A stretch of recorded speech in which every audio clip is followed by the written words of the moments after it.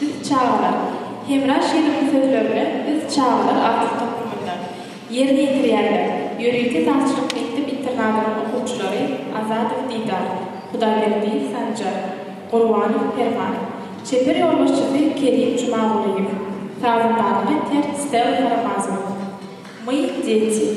Из вокального цикла «Мы дети» на слова Хемра Широва. Исполняет учительский сайт музыкальной школы Азадов Дидар, Худаýberди Sanjar, Gurbanow Ferman, художественный руководитель Керим Жумагулиев, концертмейстер Стелла Карамазова.